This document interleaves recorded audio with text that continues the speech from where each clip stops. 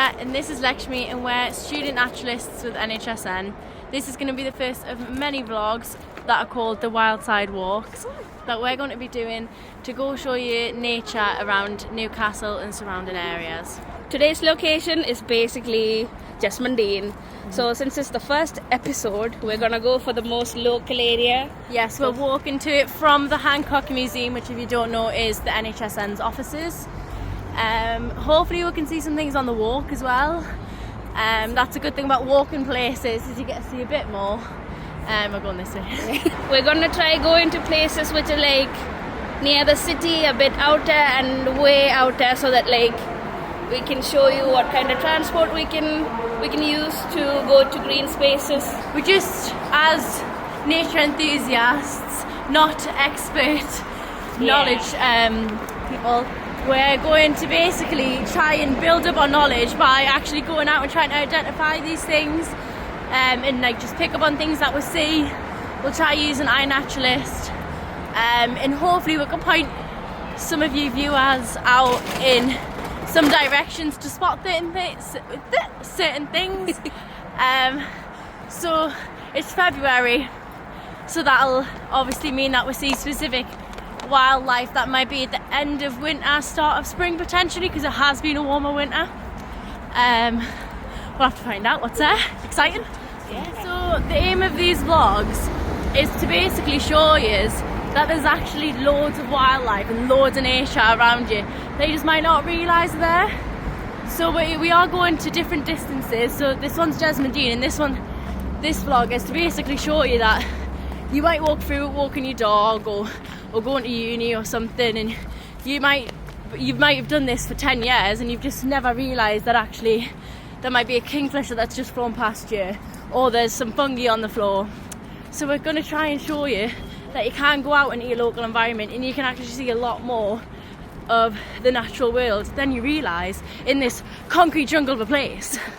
Yeah, like I guess you can also use our vlogs to sort of go into nature without actually getting out to. Yeah, if you wanted to just enjoy something.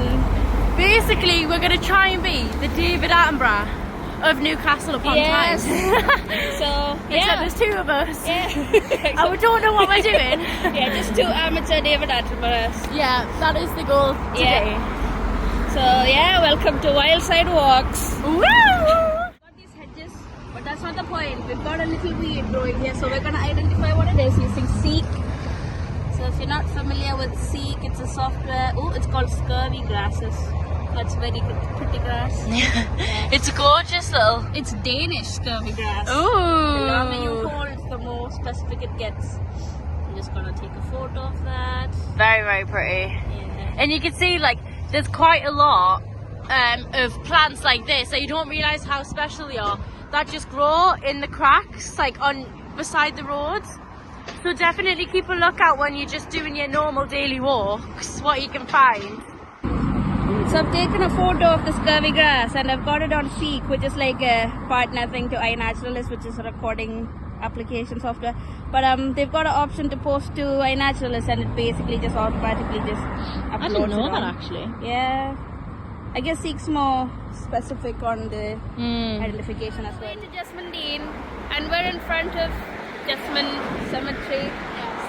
It's an eerie place to be in front of. I want to be inside. Yeah. When we started our Student Naturalist placements in September 2024, we came here with James on a ladybird hunt because apparently they thrive a lot here. The gravestones get really warm in the sun, so they like to lie on there. So usually if you want to see ladybirds, going to a cemetery is apparently the bee's knees thing to do. But you also see a lot of like the larvae on, I think that's what they're called, the babies, on the leaves of the trees in there as well. And we saw a rare one as well. Wasn't it the orange one with the white spots? Oh, I don't, the orange ladybird. I know, is the orange one the rare one though? It was actually creamy, it wasn't even orange, it was cream. I don't know which one's the rare one. Anyway, yeah, we saw a rare one. But yeah, I guess from that conversation you can understand the level of knowledge we have about nature and wildlife. But yeah, hope you stay along on this whole journey and enjoy this walk. So we're just going down the bank and there's a lot of birds twittering. So I'm going to go on Merlin to see if I can identify them, because I'm not the strongest bird identifier.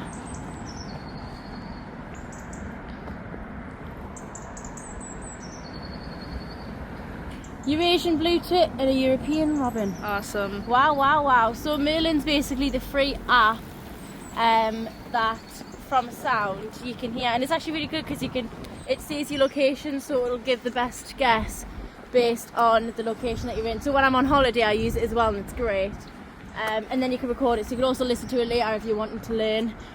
And we're almost at the entrance to Jesmond, and we're already interacting with a lot of wildlife. Yeah, I think especially with the traffic that goes on and a lot of the noise pollution, you drown out the noises of the bird songs, but it's so good to actually zone into that and try and hear it and appreciate that they're actually everywhere. Anywhere there's a bush you'll find a bird, most likely. So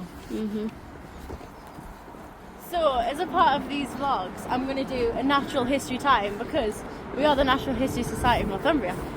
So every vlog I'm going to do just a quick bit about the history of the site that we're at, because a lot of these places have been around for a long time and have lots of ownership transfers and things like that, and different management plans, which has led to the wildlife that is here today.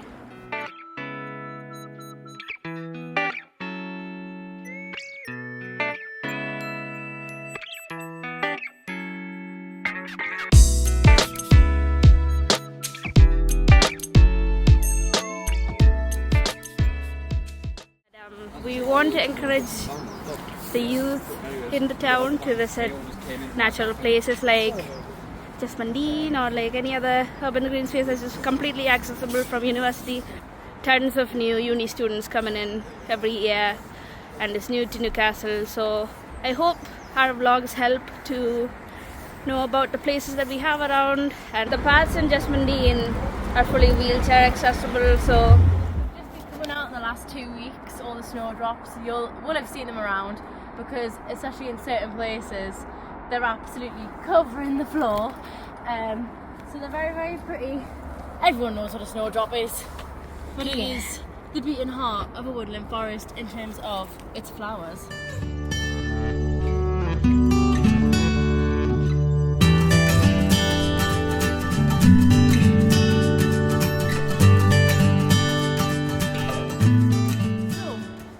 Keep banging on about making a nature journal, there is some use to it. So I did a walk, as you might have seen on Ellie's Oosburn Way vlogs. oh, look at that. Wow. We went around Jesmond in full plant list, so let's go and try and spot them all.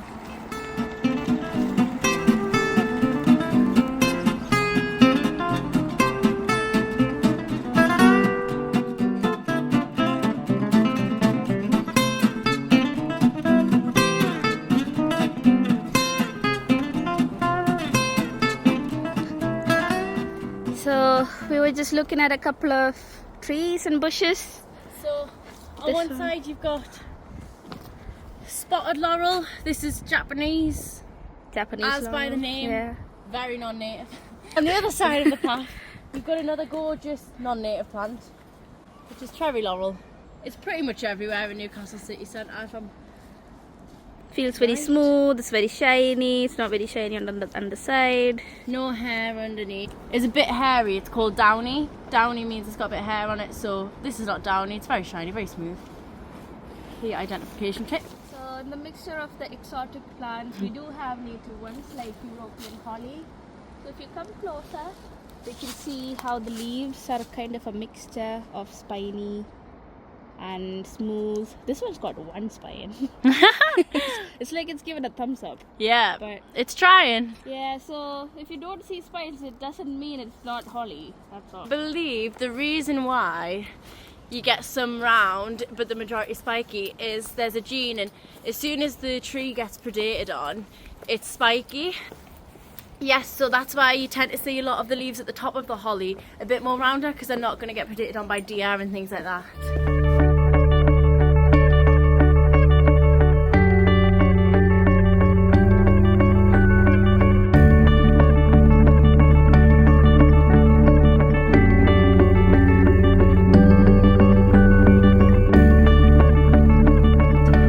Amelia's massive effort to keep it focused. This is the bud of a beech tree. The one on Gorgeous, the... large. Yeah. Tree. One of the many large trees in Jesmond. Like a pointy bud. Brown. Might be male fern, yeah. I know there's a couple of different types of male ferns. So. The tree. You might be sad about it, but if you look closer, it is a support system for a lot of organisms. Like these mosses, fungi. A lot of insects. We've found a bird, but we don't know what it is. It's in the bushes. And brown. Amelia's got Merlin out. I swear, whenever you pull out Merlin, the bird just goes silent. It's truly tragic. God damn. This is a very common occurrence. Unfortunately, wildlife does not like to follow rules. Yeah. And Do you see it? Oh, there's a robin. There's a robin.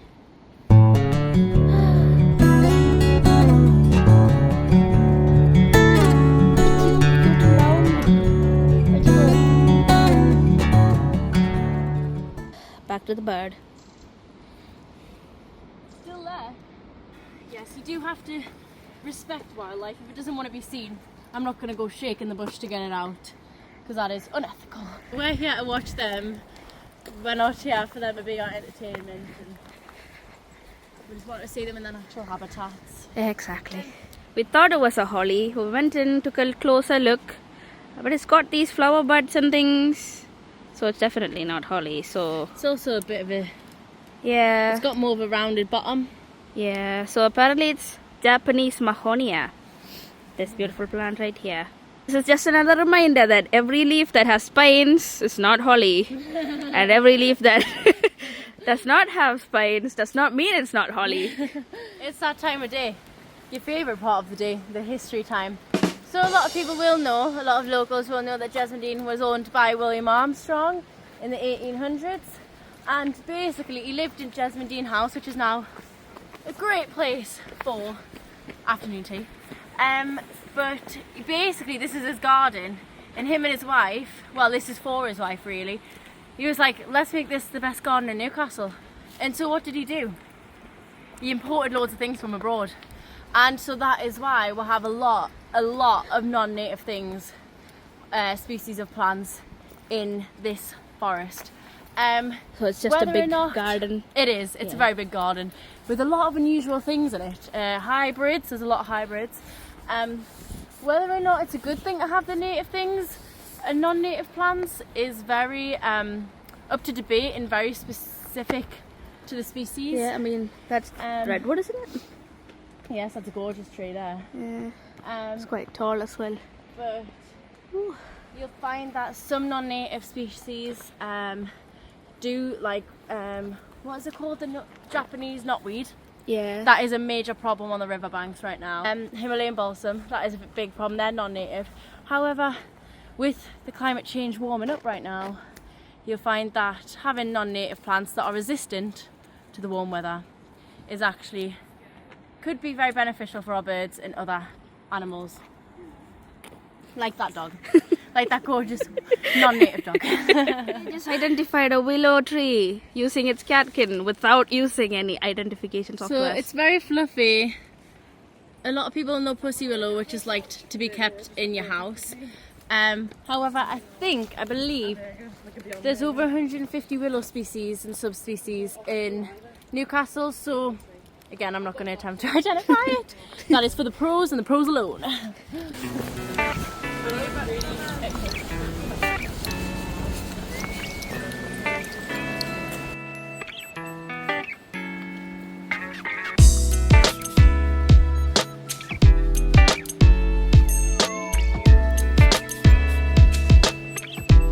I went closer to this plant right here with the yellow flowers, which looked very similar to the Nia.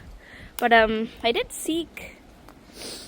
I did use seek and Student Naturalists again, and now it says Oregon grape. So I don't know if it's the same plant or if it's a different. They look a bit brighter though, don't they? True. It does look like a bit of a different plant because the last one had barely any spikes on it. This has got a lot more spines going True, up the that's side true. of the leaves. So I think it is a different plant. Yeah, this one's got beautiful yellow flowers. Well, William Armstrong did have a pretty garden, didn't he? He did. He did. You can see on this side that I think one of the problems I believe that they have with the laurel is it just grows so thick and so dense that nothing can grow on the woodland floor. Especially when you see compared bits that are a bit lighter and they have a bit more greenery going on underneath. I think that's a problem that's causing. Yeah, it's just a lot of overshadowing. Yeah. So I guess one thing to keep in mind when you're on a nature walk, look up and down and look everywhere around you so that you can notice everything around you. I guess something that I can't see but Amelia easily sees is fungi. And I guess there's also a lot of dung beetles living in there, so it's just mud, but it is mud. It just supports a lot of wildlife. Yeah. So this here is also a fern. It's called the heart-stung fern. Let's flip it over. This gorgeous one. I think this one's quite an easy one to remember because it's really, really pretty. It's got this like silver inner bit with the line. This is variegated archangel, yellow archangel. Variegated yellow archangel. How gorgeous is that? And that one's down. The leaves have got quite a lot of fluff on them. Very, very pretty. Oh, so there's a pond here just to the right. Oh, there's a little bird. Is that a little wren? Oh yeah. Look how tiny it is. What is it?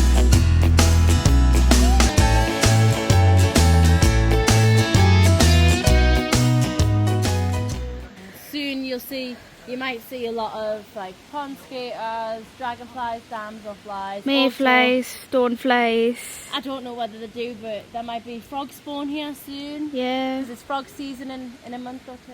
Yeah, so we're on our way to the final destination, which is the waterfall. We're almost there, so we're walking past. So it's quite high as well, the water today, but yeah, we do spot otters in here, and we see kingfishers. We see herons as well. Oh yes. Yeah. Merlin's out again.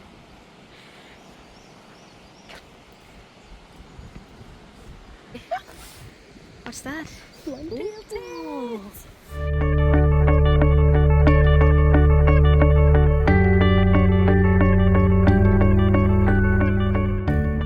There's a lot of walls like this that have just got so much life grown on them. You've got lichens, I believe, some slime molds, all these gorgeous plants growing out. There's a couple of times that I see mushrooms coming out of this wall as well, little fungi.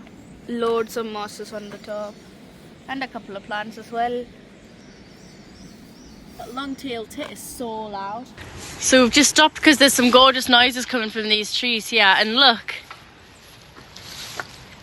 Bam! Tree creeper. I mean, there's no, you'd be hard pressed to see the tree creeper like, because they're tiny, and tree creepers get their names because of the fact that they climb up the tree. So usually if you're trying to look for a tree creeper, look vertically up along the branches of trees. I guess it's also, it's difficult to spot them though, isn't it? Like, they're quite good at camouflaging. Yeah, they're brown, tiny. We've got this cute little claw-like hands. That orange is so bright. Yeah. I feel like I could paint using them, just definitely. Long-tailed tits are basically, if you don't know what it is, Google it. They're absolutely gorgeous. I think they're my favourite tit, but they're basically these white puff balls. Oh!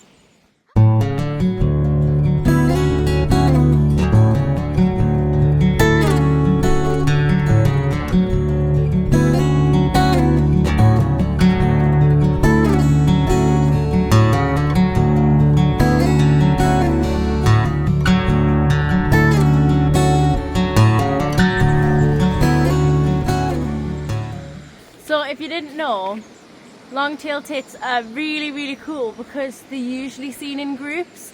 So if you hear them and you can kind of follow them, you're going to be able to see them because there's so many of them, which is absolutely fab. They're literally everywhere. I don't know if you can see them flying over us.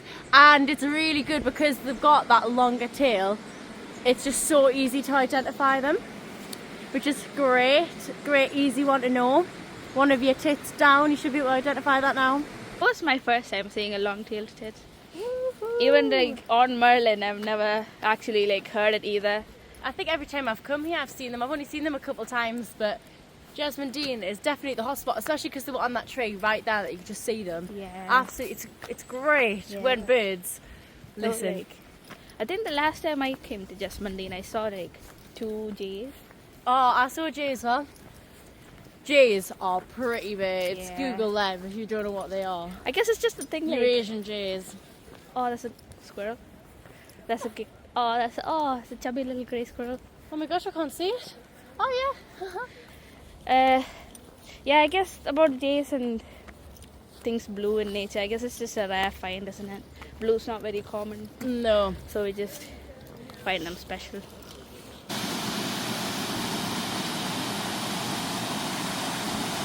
The magpie is just doing something. It's another reminder to not underestimate the common things that you see around. I know we see pigeons and magpies around a lot, but imagine if they weren't there. And they're so pretty. Yeah. So pretty. And I guess like pigeons have lost their value through time, haven't they? Because they used to be basically WhatsApp. Yeah. They used to be WhatsApp. I mean, this wall of ivy is absolutely gorgeous. It's like something out of a fairy tale. Every time I go over this bridge I think it's gorgeous, and I think this is definitely one of those examples where you don't need to know the name of it, you don't need to like know its role in the ecological system of Jesmond. Yeah. You just need to look at it and just admire how gorgeous it is. And, I know. And it will help the environment. And you might see these and think, oh, this is a gorgeous bud, because it is. And then you might see this and think, oh, it's just that it's died. But actually what it is a fungal infection called bud blast. So it's rhododendron bud blast. And if you get really close, you can see little spores coming out of it, little tiny little legs. And so that stops, obviously, your bud and things like that. So that is currently a big problem for rhododendron. But rhododendron is invasive. So. Yes. Is it good? Is it bad? Who knows? Fungi, more fungi. I believe that's oyster mushroom, but I might be... Oh, they're beautiful. So this down here, I believe, is velvet shank. Let's get this out of the way. Velvet shank has a antifreeze chemical in it, so that's why it's common to see velvet shank is one of the only fungi that you see over winter, because it can deal with the cold. And then I believe this is the start of oyster mushroom.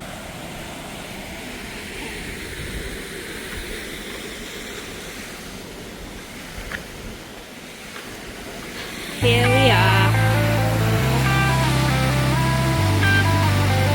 Magnificent.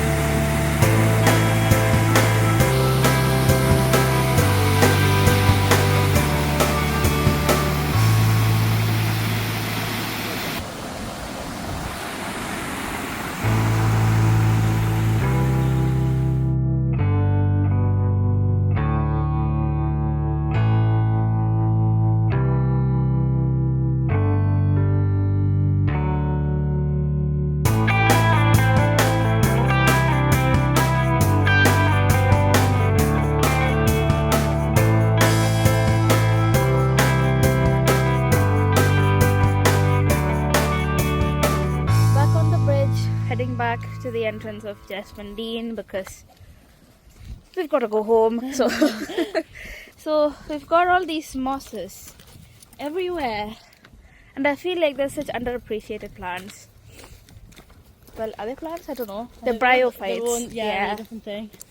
But yeah, they're bryophytes, which means they're non-vascular plants, which means they don't work with you know how normal plants have a vascular bundle, which is a combination of phloem and xylem, which is basically like tubes running through the plants, which takes up nutrients from the soil and transports it to different parts of the plant, which helps it grow. Mosses basically don't have those vascular bundles and that transport system. So how they grow is just by taking up the nutrients. The cells that make up the moss just directly take up nutrients from the air and the soil. So it's just incredible like how they do that. They don't have a transport system, but they still thrive everywhere. So I think this could be turkey tail fungi, but it looks quite fresh, which is why it's white. Like a lot of the time you see turkey tail quite orange or like brown underneath because it's warm, but this is white. So yeah, we just identified them. This one's netted crust. All of these on the surface is a bit flat.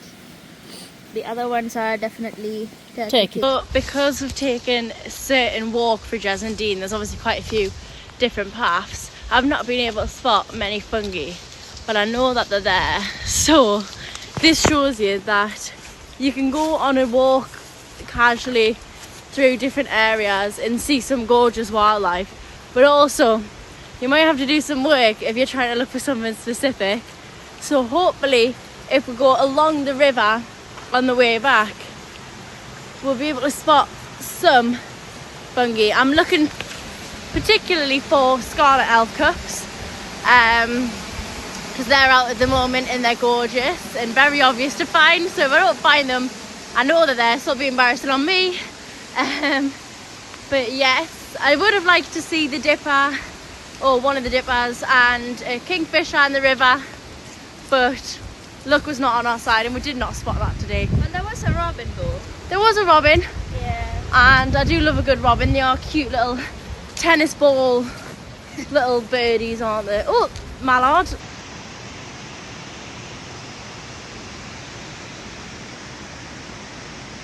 All of those just loads of rhododendron, by the way. It's just so widespread. Yes. I guess So- this is like one clip you can see how widespread and invasive they are. There's obviously there's a lot of parts of Jesmond that have not been managed for people to walk through, and on this side rhododendron has just completely taken over. I mean, you couldn't even get through that. But some people do say that you might find that there's deer, maybe badgers, who knows, but deer might possibly walk through this as a wildlife corridor because it's so unmanaged. It's kind of an area where they're able to maybe use to walk through. So if that's the case, that is a really, really good thing that's come out of that. What have we found? I found the scarlet elf cup. Scarlet elf cubs. Yep. Ooh. Look at them. Oh, they're beautiful. Oh, how red are they? There's loads over here as well. Ah, so Oh, wow. pretty. So you'll find them, they grow on woodland floors, so not obviously in logs like this, wet woodland floors, and they're out and about at the moment. So if you're out and you see a woodland floor, have a look for them.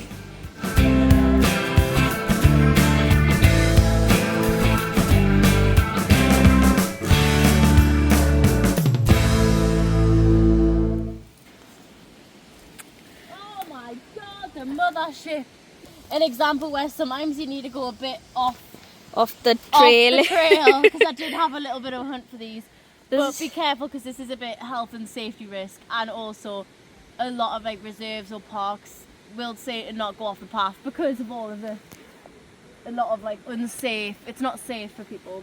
It's both for people and the environment. It's to keep you safe and the environment safe at the same time because we don't want anything trampled. Oh, look at them. They're so red.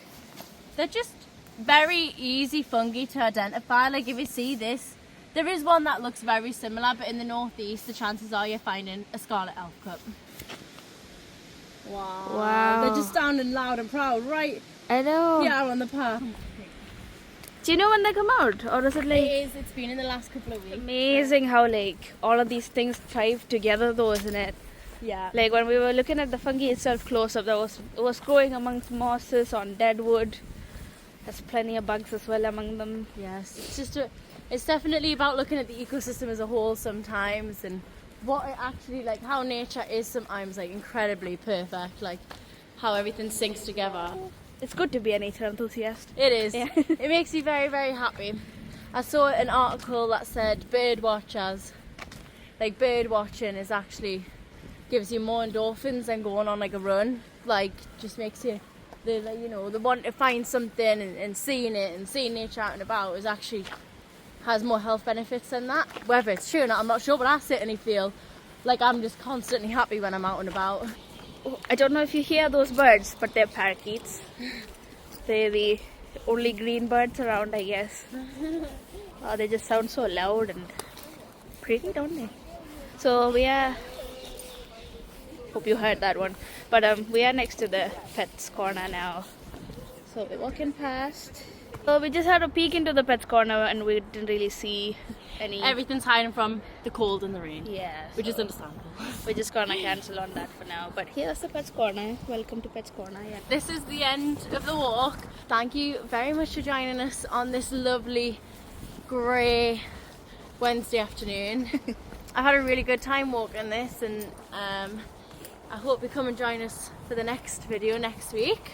If you wanted us to go anywhere in particular, you'd like to see us explore, then definitely leave a comment down below, let us know. We've got a lot of fun locations planned, but the plan can always change, so what the viewers want, they shall receive. So yeah, thank you for watching our first episode and waiting for more to come. Yellow crocuses. Ooh. Sorry, just to point it out.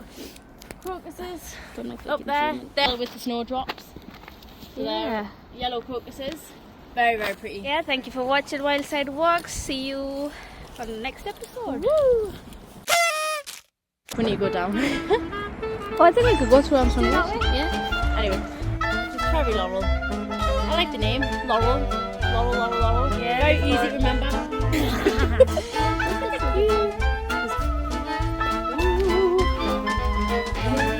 Try and identify all the birds. Not my job. And it's raining. yeah, it is. This is what happens when you go out in nature, guys. Yeah. The weather is not something, unfortunately, that me nor Lekshmi can control. And The life of nature enthusiasts. you gotta do what you gotta do, guys.